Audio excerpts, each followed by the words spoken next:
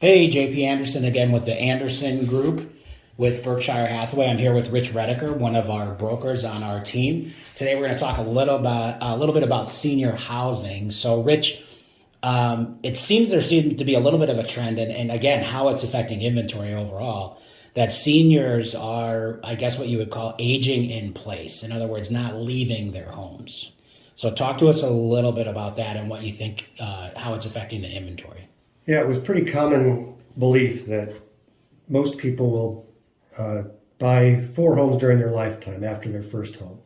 And statistically, that number's been reduced to two. And part of that is due to the homeowners that are aging, staying in place. And they do that for a number of reasons. Certainly, the raise in interest rates kept a lot of them from moving because they didn't want to trade a 3% mortgage for a 7% mortgage. Rates have come back down, so that hurdle's a little bit easier to jump over. But there are also pulls to a space where you've put down roots from family members and friends, places where you've lived your entire life for a good portion of it, keeps you from wanting to sell your house. And when that inventory doesn't come on the market, it puts a strain on the market, causes prices to go up. We're still seeing somewhat of a feeding frenzy from buyers when a good property comes on the market. And we're trying to convince people to do something that they may not want to do.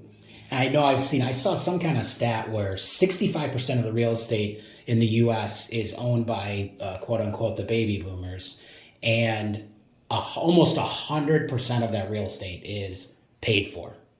So they have full equity in their homes. So yes, with the rate thing, but also a lot of them really only have their insurance and property taxes that they're paying on a monthly basis. So you can see how it's slightly affecting inventory, because if those individuals are not downsizing and selling those larger homes, they're aging in place. That's obviously affecting the existing home sales. So let's talk a little bit about alternatives for that group of buyers. I guess you would consider yourself in that. I am a baby boomer in that group of buyers. So yeah. If you are to wanting to move on from your larger home, like you and your wife Lori have a larger home, what's there for you today? Oh, there are very few alternatives that make sense locally. And that is an issue because we don't necessarily want to move out of the state yet.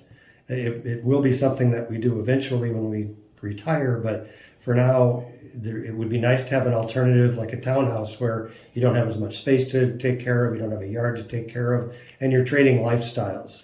Home ownership can be a pretty daunting activity, and so going to a place where most of those daunting tasks are taken care of is appealing.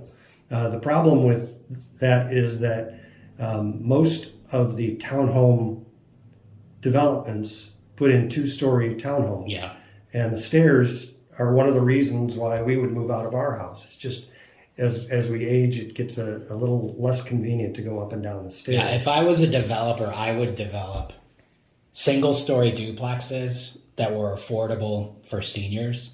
I think that would be you need land, obviously, but that would be a massive thing. And to that is, and yeah, I think you made a point to this earlier when we were talking offline, is a lot of people, they're not ready for over 55 communities or quote unquote retirement type communities or different things. They still want to live more independently, have that space, maybe a basement, different things like that a condo wouldn't give them, Right. And we're living longer. We are, as you suggested, aging in place, and everybody wants to live where they're familiar with everything from the shopping areas to transportation to family members that are nearby.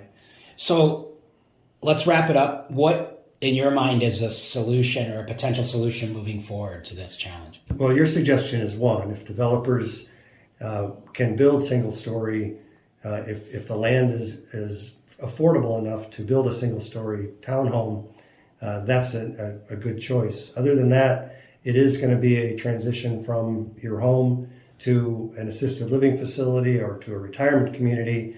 And that just is going to extend the homeownership even longer because you're gonna have to be sick to get out of your house. Yeah.